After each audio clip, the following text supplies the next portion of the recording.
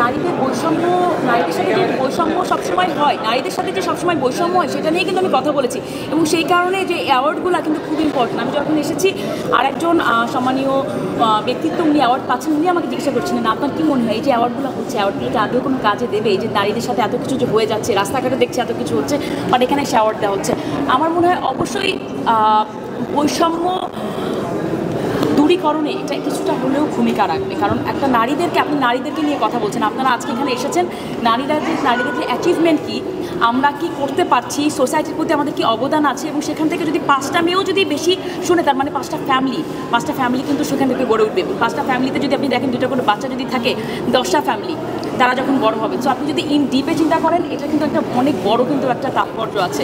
তো আপনি কোনো সমাজকে একটা নারীদেরকে পিছনে রেখে কটাক্ষ করে বৈষম্য বাড়িয়ে আপনি কিন্তু কোনোভাবেই উঠতে পারবেন না। নারীদেরকে আপনার এগিয়ে যেতে হবে। এখন আর কোনো সুযোগ নেই আপনি নারীদেরকে পিছনে রাখতে পারবেন।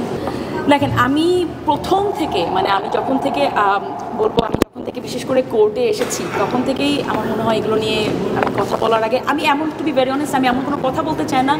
আমার ফ্যামিলি আছে, আমি কোনো ঝামেলায় পড়ি। আমি আপনাদের সবার সামনেই বলছি, যে কোনো সংগঠনই হোক না কেন, সেটা যে সংগঠনই হোক না কেন, যে কোনো ধর্মীয় সংগঠন হোক বা যে কোনো সংগঠন হোক না কেন, কখনোই আমি বলবো নারীদেরকে দমিয়ে রেখে আপনারা কাজ করতে পারবেন না। আপনাদের নিজেদের মাও একজন নারী, এইটাও আপনি দেখেন, আপনার যেখান থেকে এসেছেন সেই মাও একজন নারী। তো তাকে যদি আপনি অসম্মান করেন, আমাদের ধর্মীয় দিক কী বলে, নারীদেরকে সর্বোচ্চ সম্মান দিয়েছে ইসলাম। সেখানে আমার মনে হয় যে যারা ইসলাম ভালো করে জানে, তারা কথা বলে, আমার থেকে অনেকেই অনেক বেশি জানে, বাট সেখান থেকে নারীদেরকে আপনি কোনোভাবেই দমিয়ে রাখতে পারবেন না। মানে এটা কোনোভাবেই, এটা অ্যাকসেপ্টেবল না।